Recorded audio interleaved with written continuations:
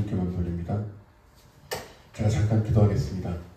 하나님 감사합니다. 자격이 없는 종을 귀한 자리에 세우셨습니다.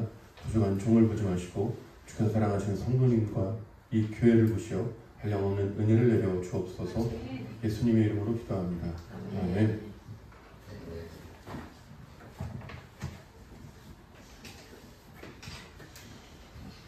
네, 오늘 죽을 때까지 인도하시는 하나님이라는 제목으로 함께 말씀 나누겠습니다. 오늘 본문의 그 배경을 간략히 설명드리면, 오늘 본문은 이스라엘이 그 적들에 의하여 그 성이 포위당했을 때 지은 노래입니다. 그 전쟁이 어느 때인지는 정확히 알 수 없으나 그 이스라엘이 전쟁 중에 사방에 적국에 의하여 포위를 당하고 이제 곧 죽을 날을 눈앞에 두고 있을 그때 오늘의 시를 지은 겁니다. 죽음을 바로 마주했는데 어떻게 이러한 찬양을 할 수 있었을까요? 우리 하나님은 영원히 우리 하나님이시니 그가 우리를 죽을 때까지 인도하시리로다. 어떻게 이렇게 담대한 찬양을 죽음을 눈앞에 두고 할 수 있었을까요? 그건 바로 이스라엘이 그동안 살아오면서 이들이 자기를 지키시는 하나님을 무수히도 많이 경험했기 때문입니다. 그 하나님을 경험했기에 그 어떤 위기라 할지라도 지금도 하나님이 나를 지키신다라는 그 믿음이 있었기 때문에 담대하게 이런 고백을 할 수 있었던 거예요. 우리 하나님은 우리를 죽을 때까지 인도하십니다. 우리를 구원했다고 내가 너희 천국 가게 해줬으니까 이 땅에서 알아서 잘 먹고 잘 살아라 그때 보자, 이게 아니라 하나님은 우리가 이 땅에 살아가는 모든 순간마다 함께 해주시고 우리가 죽는 그날까지 우리를 인도해 주십니다. 하나님은 우리를 죽을 때까지 인도하시는 이유가 있습니다. 그건 바로 하나님이 우리를 자녀로 지으셨기 때문입니다. 예수님이 우리를 위하여 십자가 대신 죽으심으로 우리를 양자로 자녀로 삼아주셨지만 실질적으로 하나님은 처음부터 사람을 자녀로 지으셨습니다. 태초에 하나님이 천지를 창조하실 때 하나님이 6일 동안 창조하시고 그 창조하실 때마다 주님이 그 지으신 것을 보시고 좋았더라 하세요. 좋았더라, 좋았더라, 좋았더라. 계속 이어집니다. 그리고 나서 6째 날이 밝습니다. 주님이 먼저 땅에 기는 짐승, 동물들을 지으세요. 그리고는 그 동물들을 지으신 하나님이 그 지으신 것을 보시기에 좋았더라 하십니다. 6번째 좋았더라가 나온 거예요. 그리고 나서 하나님이 사람을 지으시는데 사람을 지으실 때는 조금 달라요. 앞선 창조의 방법과는 조금 다릅니다. 하나님이 사람을 지으실 때는 특별히 성부, 성자, 성령 삼위 하나님이 모여서 의논을 하셨어요. 우리가 우리의 형상을 따라 사람을 만들자. 모여서 의논을 하세요. 그리고는 신이 손으로 직접 흙으로 사람을 빚어 사람을 만드십니다. 그리고 나서 하나님이 그 코에 생기를 불어넣으세요. 하나님이 영을 불어넣으십니다. 그제야 사람이 생명이 돼요. 영혼을 가진 생명이 됩니다. 움직이는 존재가 돼요. 하나님께서 모든 창조를 하실 때 사람을 제외하고는 전부 다 말씀으로 지으셨어요. 말씀이면 뚝딱 생겼거든요. 그리고 이 흙이라는 물질로 창조하신 건 동물하고 사람이 유일해요. 그런데 동물은 그 물질로 동물의 모양을 완성하는 순간 그 창조가 끝난 거거든요. 동물이 막 알아서 잘 다녔거든요. 근데 사람은 달라요. 사람은 사람의 형상대로 그 흙으로 다 빚었는데 아직 움직이지 않습니다. 하나님이 생기를 그 코에 불어넣으실 때 비로소 사람이 움직이는 생명이 돼요. 오직 사람만이 창조의 모든 그 과정 가운데 모든 창조물 중에 오직 사람만이 하나님의 생기가 그 코에 들어올 때 유일하게 그 창조가 완성된 겁니다. 이 말은 뭘 의미하냐면 사람은 하나님의 생기가 없으면 살 수 없는 거예요. 처음부터 하나님의 생기가 없으면 사람은 살 수 없는 존재로 지음받은 겁니다. 하나님의 영, 하나님의 생기가 그 마음에 없으면 사람은 살아도 산 게 아니에요. 그 마음에 공허함과 갈급함과 갈증을 느낍니다. 타는 목마름을 느껴요. 뭘 해도 만족이 없습니다. 왜? 내 안에 하나님의 생기가 없으니까, 하나님의 영이 없으니까 아무리 좋은 걸 누린다고 해도, 아무리 맛있는 걸 먹고 아무리 좋은 걸 본다 한들 내 마음에 만족이 없는 거예요. 왜? 내 안에 하나님의 영이 없으니까, 생기가 없으니까. 오직 생기가 그 코에 들어갈 때만, 그 영에 그 마음에 생기가 있을 때만이 사람은 비로소 사람으로서 사람답게 살 수 있는 겁니다. 처음부터 그렇게 지음받은 거예요. 하나님이 그 사람을 지으시고 그 지으신 사람과 그 창조한 모든 것을 보시고 심히 좋았더라 하십니다. 심히 매우 좋아하신 거예요. 더 좋아하신 거예요. 저는 이게 단순히 하나님이 모든 창조를 완성하셨으니까, 창조가 끝났으니까 하나님이 더 좋아하셨구나 이렇게 생각했거든요. 그게 맞죠? 성경에 써 있으니까. 근데 그 안에 좀 더 깊은 의미가 있다는 걸 제가 깨닫게 되는 순간이 있었습니다. 누군가 저한테 당신의 인생에서 가장 행복한 한순간은 언제입니까? 묻는다면 저는 주저하지 않고 바로 대답을 할 수 있습니다. 제 인생에서 가장 행복한 기쁜 한순간은 하나밖에 없는 제 딸이 처음 태어났을 때, 제 딸을 처음 품에 안았을 때, 그때가 제 인생에서 가장 행복했어요. 그 순간의 행복은 제가 그때까지 살아오면서 겪었을 모든 행복을 통틀은 것보다 행복했어요. 제 자식을 처음 품에 안았을 때 그 기쁨은 제가 그때까지 살아오면서 겪었을 모든 기쁨을 합친 것보다 압도적으로 기뻤어요. 그 자식을 품에 안고 제가 기뻐할 때 그 순간 제가 안 겁니다. 아, 하나님이 사람을 자식으로 지으셨구나. 하나님이 사람을 자녀로 지으셨구나. 그래서 심히 좋았더라 하셨구나. 그래서 더 기뻐하신 거구나. 제가 그때 안 거예요. 그렇게 사람은 하나님을 아버지로 모시고 행복하게 살아갑니다. 참 행복하게 살아가요. 어떠한 부족함도 결핍도 없이 모든 것들이 풍성하고 완벽한 행복한 나날을 지냅니다.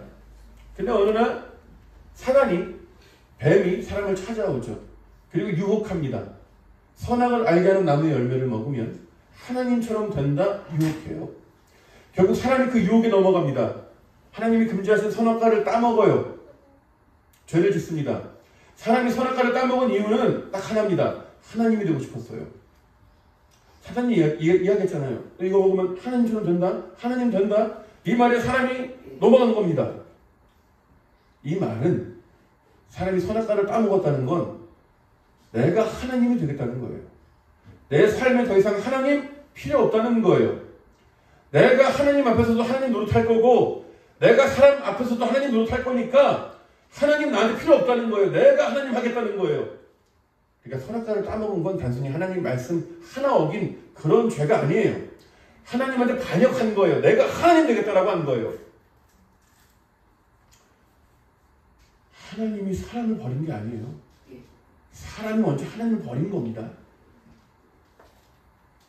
그렇게 사람이 하나님을 떠납니다. 스스로 하나님 되고 싶어서 하나님 떠나갔으면 좀 잘 살아야 되는데 사람은 그때부터 불행해져요. 아담과 하와가 에덴 동산에서 나와서 가인과 아벨을 낳고 삽니다. 근데 그 형 가인이 동생 아벨을 죽여요. 인류 최초의 살인은 가족 간에 일어난 살인입니다. 그리고 하나님 분명 일처 한 남편 한 아내를 명하셨는데 그때로부터 일부 다처제가 등장합니다. 한 남편과 여러 아내가 등장해요. 가정이 깨지는 거예요. 가정이 파탄난 거예요. 불행이 시작된 거예요. 하나님은 그 아버지인 하나님을 잃어버리고 방황하는 자식들에게 끊임없이 돌아오라 그럽니다. 내 아들들아 내 딸들아 돌아오라 돌아오라 끊임없이 외치세요. 하나님의 그 종들 선지자들이 끊임없이 보냅니다. 그 선지자들이 그 백성들에게 그 하나님의 자녀들에게 돌아오라고 끊임없이 외쳐요. 근데 사람은 돌아오지 않습니다. 왜? 하나님 노릇하고 싶거든요. 하나님 놀이하고 싶거든요. 내가 원하는 대로 살고 싶거든요. 오늘도 마찬가지죠. 우리는 끊임없이 하나님 노릇하고 싶어 합니다. 우리는 기도하기를 참 어려워합니다. 기도가 뭐가 어렵나요? 그냥 눈 감고 그냥 읊조리면 되는데 그냥 앉아있으면 되잖아요. 별로 어려운 게 아니잖아요. 근데 우리는 기도하기를 귀찮아하고 기도하기를 싫어합니다. 왜냐하면 우리의 죄된 본성 때문이에요. 아담의 첫사람의 범죄, 스스로 하나님 되고자 하는 죄된 본성이 여전히 우리 안에 살아있기 때문이에요. 내가 기도한다는 건 하나님의 하나님 되심을 인정하는 거잖아요. 내가 부족하니까 기도하는 거잖아요. 내가 기도한다는 건 내 본성, 내 죄된 본성, 내 천성을 역행하는 거예요. 거스르는 거예요. 그래서 우리는 기도하기를 싫어합니다. 근데 그렇게 기도하지 않고 내가 원하는 대로 살면 좀 잘 살 법한데 내가 하나님 노릇해서 내 가족이 행복합니까? 내가 하나님 노릇해서 내가 사랑하는 친구들과 지인들이 행복합니까? 나 자신이 행복합니까? 그러면 그냥 그렇게 살면 돼요. 근데 그게 아니라면 내가 하나님 노릇해서 내 가족이 불행하다면, 내가 사랑하는 사람들에게 상처를 주었다면, 나 자신이 불행하다면 우리는 돌이켜야 합니다. 더 이상 내가 하나님 노릇하는 그 일을 내려놓고 하나님의 하나님 되심을 인정해야만 합니다. 그래야 회복이 일어나는 거예요. 하나님은 끊임없이 그 자식들에게 돌아오라고 했지만 끝내 돌아오지 않습니다. 그래서 하나님은 그 잃어버린 자식들 되찾으시겠다고 사람이 되어 이 땅에 오십니다. 하늘의 영광을 버리고 하나님의 영광을 내려놓으시고 잃어버린 자식들 구하시겠다고 낮고 천한 이 땅에 사람이 되어 오십니다. 자식들 되찾으시겠다고 오신 거예요. 그리고 하나님은 끊임없이 이 땅에서 공생애 하시는 동안에 잃어버린 하나님의 자식들을 찾아다니십니다. 주님이 공생애 그 사역을 하실 때, 그 말씀을 전하시고 큰 기적을 일으키실 때 수많은 사람들이 몰리죠. 수만 명이 따라와요. 예수님은 그냥 앉아서 웰컴하면 됩니다. 가만히 앉아서 오는 사람들 환영해주면 돼요. 움직이실 필요 없어요. 왜? 앉아있으면 오니까. 근데 예수님 어떻게 하시죠? 그렇게 가르치시다가 갑자기 벌떡 일어나 어디로 가시죠? 그리고 그 종착역은 낮은 데예요. 소외된 이웃이 있는 곳이에요. 가장 작은 자들 있는 곳이에요. 예수님을 찾아오고 싶어도 찾아올 엄두조차 내지 못하는 사람들, 예수님을 찾아오고 싶어도 그 건강상의 문제로, 그 장애로 인해 예수님께 나오지 못하는 가장 작은 그 한 사람을 찾아가십니다. 기어이 찾아내세요. 왜냐하면 예수님이 아니면, 하나님이 아니면 그들을 돌볼 리가 없거든요. 가족에게조차 버림받은 그 사람들, 누구도 거들떠보지 않는 사람들, 우리가 봤을 때 하찮은 사람이라고 여기는 그 사람은 내 눈에는 그렇게 하찮아 보이지만 하나님 눈에는 자식이거든요. 하나님 눈에는 자녀란 말이에요. 그러니까 하나님은 우리를 구원하러 이 땅에 오신 주님은 이 땅을 사시는 모든 날 동안 그 잃어버린 하나님의 자식들을 찾으러 끊임없이 다니셨습니다. 그리고 예수님은 마침내 우리 죄를 위해서 십자가에서 죽으실 때가 가까이 온 줄 아셨어요. 주님은 그 십자가 죽음을 눈앞에 두시고 그 제자들을 다 모으십니다. 그리고 그 제자들한테 이렇게 말씀하세요. 내 기쁨이 너희 안에 있어 너희 기쁨이 충만하길 원한다. 지금 예수님 몇 시간 뒤면 돌아가실 거 아시거든요. 십자가에서 달려 죽으실 거 아시거든요. 어떤 고통이 기다릴 줄 아시거든요. 근데 예수님이 내가 기쁘다고 하시는 거예요. 오죽 기쁘시면 내 기쁨이 너희 안에 있어 너희 기쁨이 충만하게 원한다 말씀하신 겁니다. 이 말은 예수님은 기쁨으로 십자가 지셨다는 거예요. 기쁨으로 십자가 지셨다는 겁니다. 억지로 십자가 지신 게 아니라, 마지못해 십자가 지신 게 아니라 기쁨으로 기꺼이 십자가 지셨다는 거예요. 왜냐하면 예수님은 아셨어요. 우리 죄를 대신해서 십자가에서 죽으시면 우리가 구원받을 걸 아셨어요. 내가 당한 죄의 형벌을 예수님 대신 당하시면 내가 구원받아 주님과 영원히 천국에서 살 걸 아셨어요. 내가 당한 죄의 심판을 예수님 대신 당하시면 내가 살아나서 기뻐할 걸 아셨어요.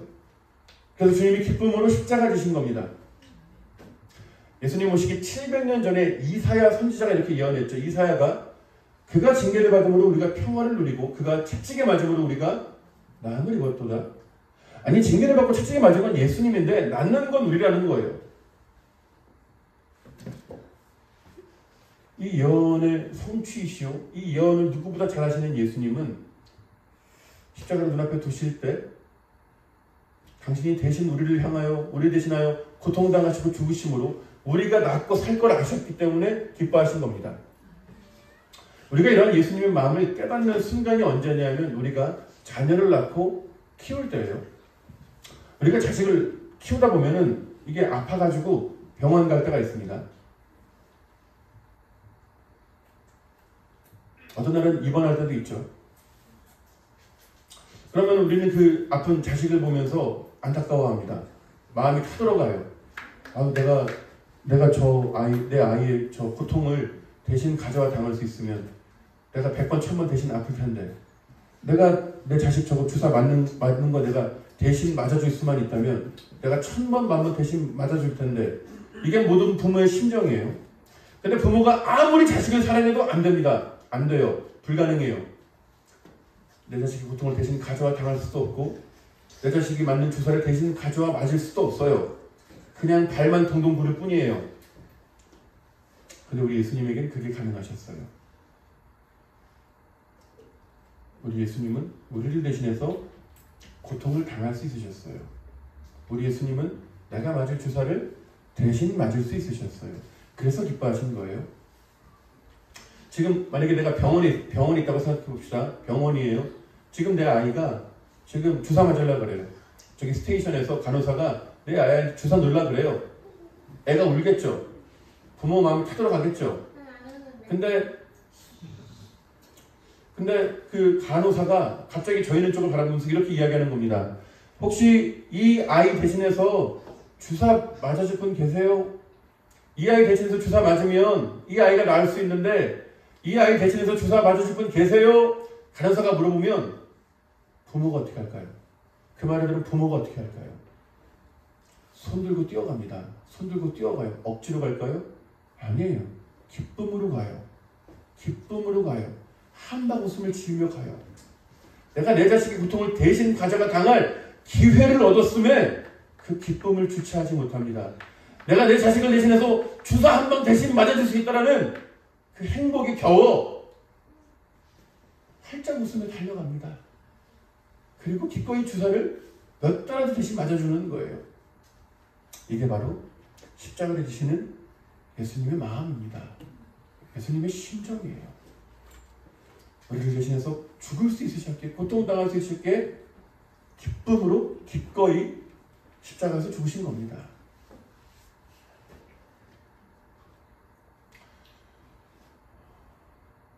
주님 마침내 십자가에 달리십니다.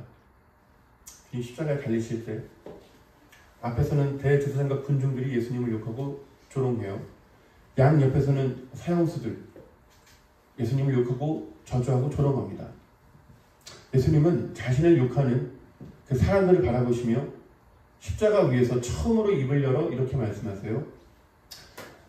아버지, 저들이 지금 무슨 일을 하는지 모르고 그러는 거예요. 모르고 그러는 거니까 용서해 주세요. 기도하십니다. 십자가 위에서 예수님의 첫 번째 말씀은 용서의 기도였어요. 십자가에 달린 예수님을 바라보는 하나님 아버지의 마음이 어떨까요? 하나님이 그 자신의 하나뿐인 아들이 십자가에 달려 죽어가는 모습을 지켜보는 그 하나님 아버지의 심정이 어떨까요?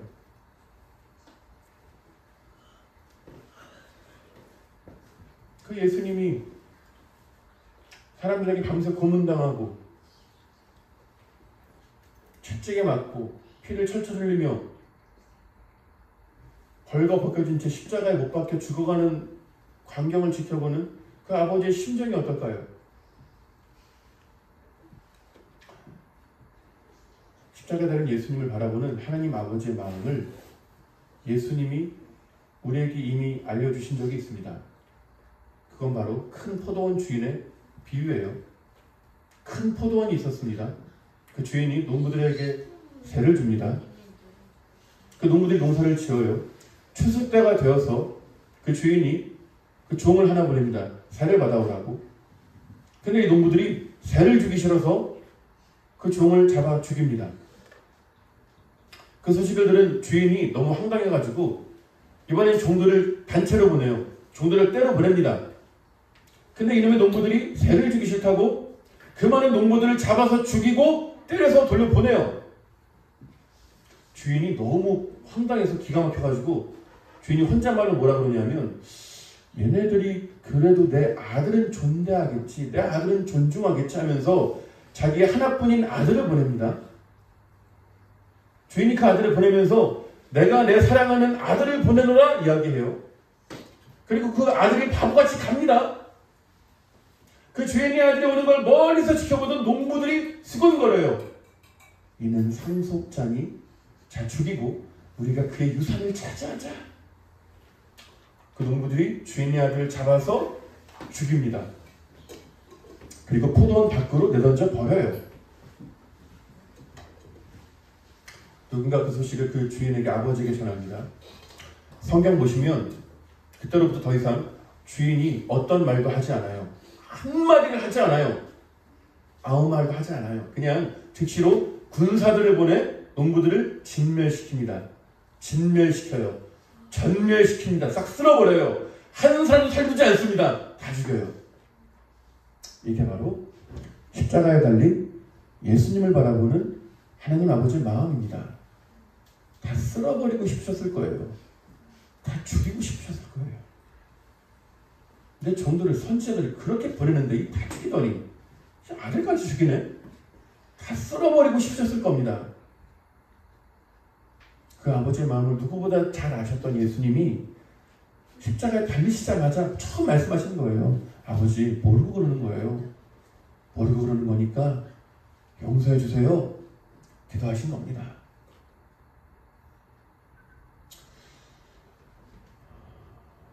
주님 십자가에 달려 계실 때 정오입니다. 점심 정오, 해가 가장 높이 떠 있을 그때 갑자기 해가 빛을 잃어요. 캄캄해집니다. 어두움이 임해요. 그렇게 기세가 등등하던 그 대제사장과 군중들이 고요해집니다. 조용해져요. 한마디를 하지 못해요. 두려워합니다. 왜냐하면 대낮에 임한 어두움은 이스라엘에게 단순 자연 현상이 아니에요. 그것은 그들에게 상징적인 사건입니다. 상징적인 사건이에요. 그들의 옛 조상들이 이집트에서 한 번 경험했던 일이기 때문입니다. 이스라엘이 이집트에 400년 동안 노예로 있을 때 하나님은 모세를 보내 그들을 구원해내시죠. 그때 하나님은 이집트에 10가지 재앙을 내리십니다. 그 재앙을 통해 이집트 전역이 초토화되어 모든 경제와 산업 기반이 다 무너집니다. 그럼에도 불구하고 이집트의 왕 바로는 이스라엘을 노예에서 해방시키지 않아요. 왜냐하면 지금 나라의 근간이 다 무너져도 요 200만 명 되는 노예들이 있으면 다시 일으키거든요. 다시 일으킬 수 있거든요. 그러니까 바로 왕이 이스라엘을 놓아주지 않는 거예요. 그래서 하나님은 이집트에 9번째 재앙을 내리십니다. 9번째 재앙은 대낮에 임한 어두움이에요. 이집트 전역이 갑자기 캄캄해집니다. 해가 빛을 잃어요. 그 어두움이 3일 내내 갑니다. 3일 내내 어두워요. 근데 신기한 건 이스라엘 사람들이 모여있는 동네, 노예들이 모여있는 그 동네에는 빛이 있어요. 이집트 전역이 전부 다 어두운데 해가 빛을 잃었는데 이스라엘 사람들이 모여있는 그 동네에만 빛이 있습니다.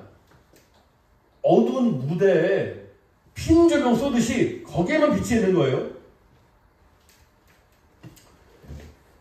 대낮에 어둠이 임하니까 이집트 사람들이 얼마나 무서웠겠습니까? 두려웠겠죠. 그런데 그 어둠이 3일에 가는데 아마 한 3일쯤 됐을 때 그 이집트 사람들이 안심했을 것 같아요. 내심 안심했을 것 같아요. 왜냐하면 그 이전에 8번째 재앙까지는 재산상의 큰 손해가 있거든요. 건강상의 큰 피해가 있거든요. 뭔가 직접적으로 오는 타격이 있었어요. 타격이. 손해가 있었어요. 근데 9번째 어두운 재앙은 어둡고 많은 거예요. 어둡고 많은 거예요. 재산상의 손해 없어요. 건강상의 피해 없어요. 그냥 어둡고 많은 거예요. 그러니까 한 3일쯤 됐을 때 이거 괜찮은데? 이거는 버틸만한데? 이런 겁니다.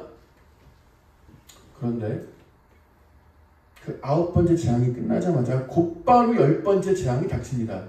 10번째 재앙은 이집트의 모든 첫째 아들의 죽음이에요. 그 밤에 이집트 전역에 있는 모든 첫째 아들이 다 죽습니다. 모든 장자가 다 심판을 당해 죽어요. 이집트 역사상 전무후무한 대재앙이 임한 겁니다. 그 밤에 그 이집트 온 나라에 사람들의 장래 곡소리로 가득해요. 사람들의 울부짖음이 그 나라를 채웁니다. 근데 신기하게 빛이 있었던, 핀조명이 있었던 그 이스라엘에는 아무도 죽지 않아요. 그 어떤 장자도 심판을 당하지 않습니다. 모두 안전했어요. 그러니까 대낮에 임한 어두움은 가장 강력한 심판의 예고편입니다. 가장 강력한 심판의 전조예요.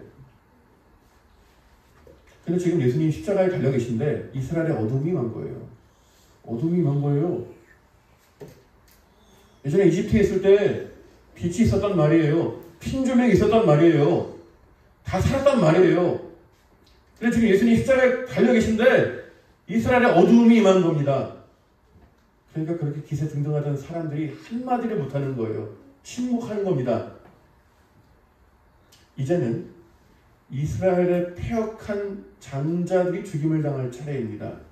참 못돼 처먹은 이스라엘. 하나님이 보낸 종들 선지자들을 전부 다 죽이고 이제 아들까지 죽이는 이 패역한 이스라엘의 첫째 아들들이 전부 다 심판을 당할 차례가 온 거예요. 근데 하나님은 패역한 이스라엘의 장자를 심판하지 않으시고 죄 없으신 당신의 하나뿐인 장자를 심판하십니다. 이스라엘의 장자 같은 나 같은 거 살리시겠다고 당신의 하나뿐인 아들을 죽이십니다. 세상 그 누가 다른 사람 살리겠다고 자기 자식을 내줍니까? 불가능하죠. 불가능해요. 세상 그 어떤 부모가 다른 사람 살린다고 자기 자식을 내줍니까? 불가능해요. 저는 아이를 낳기 전에는 몰랐어요. 뭐 이제 애 낳은 부모들이 애를 낳고 나서 내 심장이 저기가 있다 이런 표현들 하잖아요. 저는 이게 되게 감상적인 표현이라고 여겼거든요.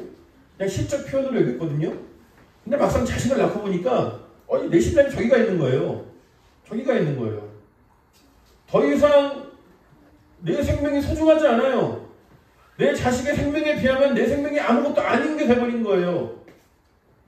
나라는 존재가 내 자식의 존재에 비하면 아무것도 아닌 거예요. 내 자식의 생명과 존재가 압도적으로 중요한 거예요. 가장 중요한 거예요. 이 세상 그 무엇과도 절대 바꿀 수가 없는 거예요. 근데 그 소중한 내 전부인 자식을 다른 사람 살리는 거에 내준다? 불가능해요. 불가능해. 있을 수가 없는 일이에요. 그런데 하나님이 그 일을 하신 거예요. 하나님이 정녕 그 일을 하신 겁니다. 나 같은 거 살리시겠다고 당신의 하나뿐인 아들을 내주신 거예요. 그러니까 우리가 이 하나님 아버지의 사랑을 죽었다 깨도 우리 머리로 이해를 못하는 거예요. 우리 머리로 이해가 안 되는 거예요. 왜냐하면 우리 인식의 수준의 차원을 벗어난 사랑이거든요. 우리가 도저히 상상하지도 시도하지도 감당하지도 못할 사랑이거든요. 근데 하나님이 그 일을 하신 겁니다. 그래서 하나님은 그 하나님의 사랑을 우리 머리가 아니라 우리 마음으로 깨닫게 하세요. 우리 마음으로 이해하게 하십니다. 우리 평생의 삶을 통하여 그 사랑을 우리 마음에 점점 깊이 깨닫게 하십니다. 사람은 나이가 들어가면서 철이 들어간다고 하죠. 철이 들어간다고 합니다. 청년이 되고 직장에 들어가고 결혼을 하고 애를 낳고 살다 보면 그때 아는 거예요. 와, 야 이거 우리 엄마 아빠 이거 어떻게 했지? 와 이거 나 못할 것 같은데? 와 이거 우리 엄마 아빠 이거 어떻게 했지? 내가 받은 게 당연한 게 아니었구나. 엄청난 희생이었구나. 요걸 알아가는 걸 철이 들어간다고 합니다. 철이 든다는 건 부모님이 나한테 뭐 새로운 걸 해주는 걸 고마워하는 게 아니에요. 오래전에 나한테 해준 걸 고마워하는 걸 철이 들어간다고 합니다. 마찬가지입니다. 신자는, 성도는 일평생 하나님 아버지 앞에 철이 들어갑니다. 철이 들어가요. 하나님 아버지께서 십자가에서 나를 위해서 이루신 그 일이 나를 구원하시고 어떠한 열심과 사랑으로 나를 살려내시는 줄 내 일생을 통해, 평생을 통해 깨닫는 거예요. 그 십자가가 내 마음에 점점 깊어지는 겁니다. 그 사랑이 내 삶에서 끊임없이 갱신되는 거예요. 리프레시 되는 거예요. 깨달아지는 거예요.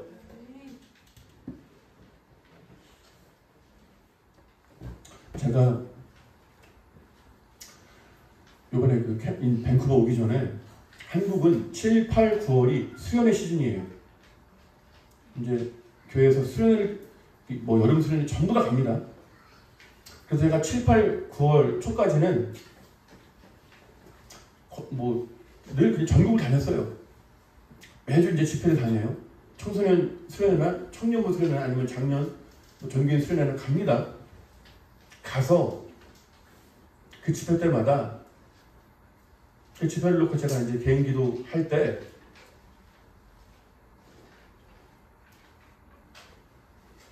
한 번은 어느 교회를 갔는데 너무 힘든 거예요. 너무 힘든 거예요. 뭔가 영적으로 꽉 막힌 것 같고 너무 힘든 거예요. 근데 그 첫째 날 집회 때 하나님 은혜 주셔서 그 고비를 잘 넘어갔어요. 그리고 둘째 날 집회를 앞두고 제가 너무 힘드니까 더 기도하게 되더라고요. 거의 숙소 바다였거든요. 그냥 바다예요. 그 뷰가 너무 좋아요. 너무 쉬기 좋거든요. 근데 하루 종일 안 나갔어요. 커튼 치고 기도만 했어요. 근데 기도할 때 제가 개인 기도할 때 제가 갑자기 눈물이 쏟아져요. 제가 펑펑 울어요. 대성통곡합니다. 왜냐하면 나를 구원해 주신 그 은혜가, 십자가의 사랑이 너무 감사한 거예요. 십자가의 은혜가 너무 고마운 거예요. 제가 펑펑 울어요. 근데 제가 이거 모르나요? 예수님이 나를 위해 대신 죽으셨으면 제가 이거 모르나요? 알죠? 제가 이거 가지고 한두 번 울어봤을까요? 수천 번 울어봤겠죠? 근데 바보같이 또 우는 거예요. 엉엉 우는 거예요. 그 십자가가 내 안에 새로워지는 거예요. 그 감격이 내 안에 새로워지는 거예요. 그러니까 눈물이 나더라고요. 그 다음 주에도 수련 갔거든요. 그 다음 주에 또 울었어요. 그 다음 주에 또 울었어요. 그 다음 주엔 아예 중고등부 애들 앞에다 두고 집회하는데 한 3시간 정도 같이 기도할 때 제가 애들이 앞에 있는데 제가 그 십자가 사랑이 너무 고마워서 감격스러워서 제가 애처럼 엉엉 울어요. 진짜 아이처럼 엉엉 울어요. 그 은혜가 너무 고마워서. 십자가 사랑이 내 안에 새로워지는 겁니다. 리프레시 되는 거예요. 신자가 일평생 십자가를 붙들고 산다는 건 십자가를 주술적으로 주문 외우듯이 외우는 거 아니에요. 주기도문 100번 한다? 이딴 거 아닙니다. 신자가 일평생 십자가를 붙들고 산다는 건 십자가에서 이루신 그 하나님의 사랑을 내 일생을 통해서 끊임없이 깨달아진다는 거예요. 그 믿음이 점점 깊어진다는 겁니다. 이게 깨달아지잖아요? 이게 새로워지잖아요? 그러면 그 어떤 고난도 이길 수 있어요. 그 어떤 환난도 이길 수 있습니다. 왠줄 아세요? 그 십자가의 사랑은 그 어떤 고난이라 할지라도 십자가의 사랑보다 큰 건 없거든요. 그 어떤 고난이라 할지라도 십자가의 사랑이 더 크거든요. 그 고난을 덮는 거예요. 그 십자가의 사랑이 그 고난을 잊게 하는 거예요. 그 십자가의 사랑이 내가 고난 중에 있지만 그 사랑이 너무나 확실하니까 내가 살아갈 소망이 생기는 거예요. 제가 알코올 중독에 빠진 부모님이 두드려 자라서 갓난 아이 때부터 어머니 아버지가 두 분 다 술 드셨어요. 매일 엄마가 마셨어요. 맞는 엄마 말리다가 많이 맞았어요. 저도 너무 가난해서 컨테이너 박스에 살았어요. 쌀도 없었어요. 의지할 데가 없었어요. 어린아이면 좀 엄마 아빠한테 좀 앵기고 투정도 부려야 되는데 저는 뭐 그럴 수 없었어요. 왜냐하면 술 취해서 길거리에 쓰러져 있는 엄마 아빠 찾으러 다녀야 되거든요. 초등학교 때부터 그 엄마 아빠 막 들쳐업고 막 끌고 막 집으로 와야 되거든요.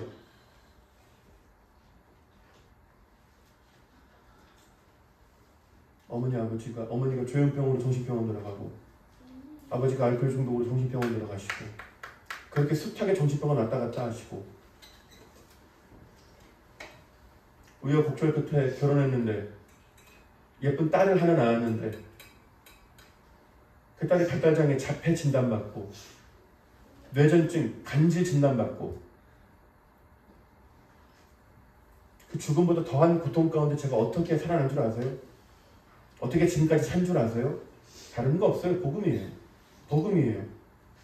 너무 힘들어 죽을 것 같은데 살 소망이 끊어졌는데 그 내 안에 그 마음의 그 생명줄이 이제 달랑 한 가닥 남은 게 달랑달랑한데 그때마다 내 안에 복음이 새로워지더라고요.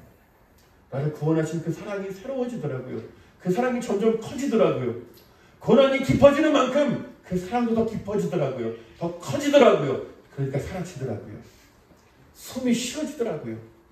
그 복음이 깨달아지니까.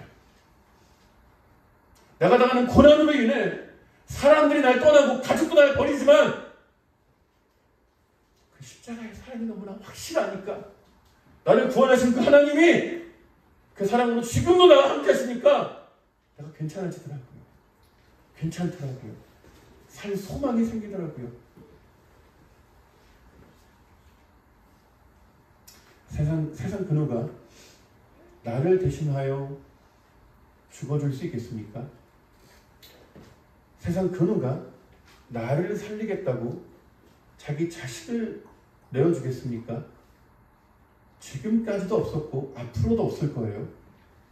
오직 하나님 한 분만 그 일을 하셨습니다. 오직 하나님 한 분만 나를 위해 대신 죽으셨고 나를 살리려 자기 자식을 내어주셨습니다. 우리는 그러한 하나님을 아버지로 모시고 사는 하나님의 자식들입니다. 하나님의 자녀들이에요. 그러니 내 인생을 한탄하지 마십시오. 내 삶을 탓하지 마십시오. 우울해하지도 마십시오. 세상 그 누가 내가 받은 사랑을 받았습니까? 세상 그 누가 내가 받은 그 큰 사랑을 받았습니까? 세상 그 누가 이렇게 좋은 하나님을 아버지로 두고 살아갑니까? 하나님이 아버지가 되시니 그리고 십자가에서 죽으신 그 주님이 내가 이 땅 가운데 살아갈 때 비록 천국 소망을 가지고 살아가지만 이 지옥 같은 이 땅을 살아가야 하기 때문에 나 혼자 외로워 말라고 두려워 말라고 십자가에서 죽으시고 부활하신 주님은 지금도 함께 하세요. 지금도 함께 하십니다. 단 한순간도 나를 떠나지 않으세요. 단 한순간도 나를 떠나지 않으십니다. 내가 평생 의지했던 내 부모는 그 나이로 인해 연세로 인해 언젠가 날 떠나지만 하나님은 날 떠나지 않으십니다. 이 하나님은 영원히 우리 하나님이시니 그가 우리를 죽을 때까지 인도하십니다.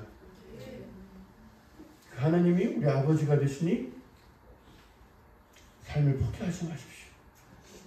소명을 가지십시오. 힘든 날들이 있겠지만 웃을 날도 올 겁니다. 힘든 날들이라 할지라도 고난 중이라 할지라도 고난을 압도하는 그 하나님의 사랑이 내 마음에 부어질 것이기 때문에 우리는 살아갈 수 있습니다. 살아낼 수 있습니다.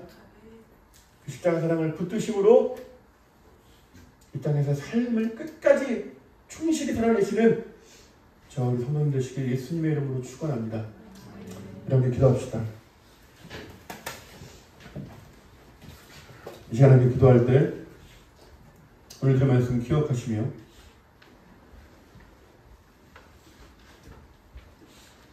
나는 하나님의 자녀입니다. 나는 하나님의 자식입니다. 그래서 하나님은 나를 포기하지 않으십니다. 나를 살리시려고 이 땅에 친히 내려오셨고, 잃어버린 자식인 나 찾으시겠다고 이 땅에 내려오시고, 나를 위해 기꺼이 기쁨으로 십자가에서 죽으셨습니다. 십자가 달리신 예수님이 우리 성도님을 바라볼 때, 여러분을 바라볼 때 십자가 위에서 예수님은 다행이라고 하셨을 거예요. 다행이다. 참 다행이다. 내가 너 대신 죽을 수 있어 다행이다. 내가 죽어 네가 사니 다행이다. 내가 너 대신 죽을 수 있어서 참 기쁘다. 주님이 우리에게 그렇게 그 눈으로 말씀하신 줄을 믿습니다. 이 시간 기도할 때 주님, 나를 위해 기쁨으로 십자가 지신 예수님의 그 기쁨이 내 마음에 깨달아지게 하여 주십시오.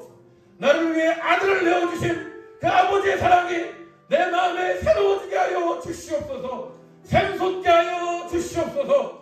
우리가 시간 함께 기도합니다. 하나님 아버지 감사합니다. 주님 이 시간 우리가 즐겨 간구하는 것, 하나님의 십자가의 사랑이 우리 마음에 이 시간 부어지게 하여 주시옵소서. 나를 살리시려 하늘의 영광을 내려놓으시고 이 땅에 내려오신 하나님 감사합니다. 잃어버린 자식인 나 찾으시겠다고 하늘에서 이 땅까지 달려오신 하나님 감사합니다. 나를 위해 기쁨으로 기꺼이 십자가에서 죽으시고 나를 살리려 아들을 내어주신 그 하나님 아버지의 사랑을 우리가 어찌 찬양하지 않을 수 있습니까? 하나님 감사합니다. 하나님 감사합니다. 하나님 그 크신 사랑을 찬양합니다. 하나님 그 크신 사랑이 우리의 삶을 붙드는 줄로 믿습니다. 하나님 우리의 삶을 주님께서 인도하시는 줄로 믿습니다. 그 사랑의 시간 우리 마음에 깨달아지게 하여 주시옵소서. 그 사랑의 시간 우리 마음에 부음받게 하여 주시옵소서. 십자가의 사랑이 우리를 살립니다. 복음이 우리를 살립니다. 그 어떤 고난과 환난과 핍박이 있다 할지라도 그 십자가의 사랑이 확실하게 강력하기에 우리가 살아날 줄로 믿습니다. 하나님 도와주시옵소서. 하나님 도와주시옵소서. 하나님 도와주시옵소서. 십자가의 사랑이, 하나님의 사랑이 우리 마음에 부음받게 하여 주옵소서. 하나님 우리 마음에 십자가의 사랑으로 충만하게 하여 주시옵소서.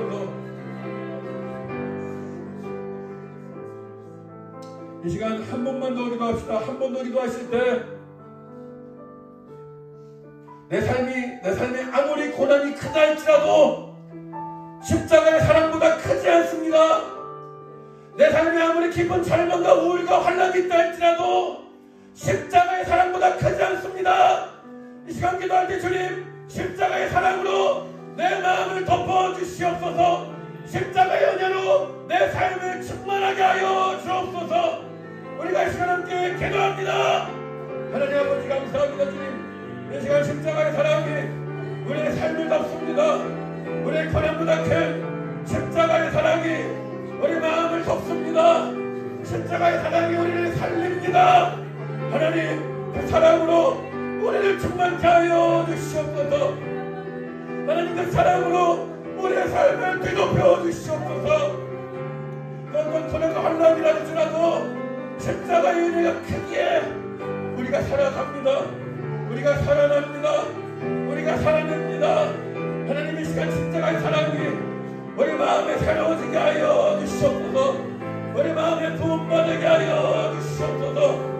하나님 성도님들의 삶과 가정 가운데 인생 가운데 십자가의 사랑이, 십자가의 은혜가 날마다 새로워지게 하여 주시옵소서. 날마다 새로워지게 하여 주시옵소서. 날마다 새로워지게 하여 주시옵소서. 이 시간 우리 아이들의 마음에 주신 복음을 심어주시고 십자가가 나를 위한 것이었으니 우리 아이들의 마음에 깨달아지게 하여 주시옵소서. 하나님 도와주시옵소서. 하나님 도와주시옵소서.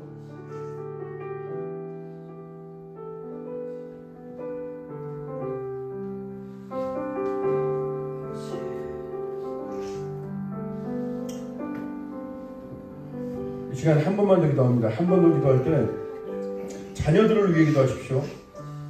가족들을 위해 기도하십시오. 그 마음에 복음을 심어달라고 기도하십시오. 십자가를 머리로 하는 게 아니라 가슴으로 마음으로 믿어지게 해달라고 기도하십시오. 이 자녀들을 사랑하셔서 대신 죽으신, 이 자녀들을 살리려고 대신 기어이 죽으신, 이 자녀들이 지은 죄를, 그 죄악된 본성, 그 마음으로 하루도 수없이 사람을 죽이고 미워하고 그 마음으로 수없이 죄를 짓는 우리 아이들을 구원하시려 십자가에서 대신 죽으신 예수님, 그 주님의 사랑이 우리 자녀들의 마음에 부어지게 하여 주십시오. 우리 자녀들의 마음에 그 십자가의 은혜가 깨달아지게 하여 주십시오. 더 이상 내 엄마 아빠의 하나님을 믿는 게 아니라 나의 하나님을 만나고 나의 하나님을 믿게 해달라고 우리가 이 시간 함께 자녀들을 놓고 기도합니다. 하나님 아버지 감사합니다. 이 시간 우리 자녀들을 놓고 기도합니다. 우리 자녀들의 마음에 십자가가 깨달아지게 하여 주시옵소서. 그 마음에 복음이 부어지게 하여 주시옵소서. 이 아이들을 위하여 대신 죽으신 주님, 이 아이를 살리려 대신 죽으신 주님, 이 아이를 사랑하시고 대신 기어이 죽으신 주님, 그 주님의 사랑이 우리 아이들의 마음에 깨달아지게 하여 주시옵소서. 우리 아이들의 마음에 복음을 심어 주시옵소서. 우리 아이들의 마음에 복음이 깨달아지게 하여 주시옵소서. 하나님, 하나님, 하나님, 우리 아이들의 마음에 복음을 심어주게 하여 주시옵소서. 십자가의 은혜와 사랑이 새로워지게 하여 주시옵소서. 십자가의 은혜가 새로워지게 하여 주시옵소서. 주여, 우리 아이들의 마음에 복음을 심어주시옵소서. 내가 보는 좋은 하나님을, 너무나 좋은 하나님을 우리 자녀들과 만나게 하여 주시옵소서. 십자가가 마음에 깨달아지게 하여 주시옵소서. 믿어지게 하여 주시옵소서.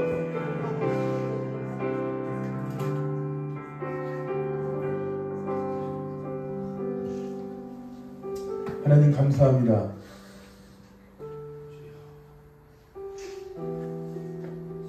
주께서 핏값으로, 주님의 그 핏값으로 이 교회를 세우시고 우리를 한 가족으로 불러주시니 감사합니다.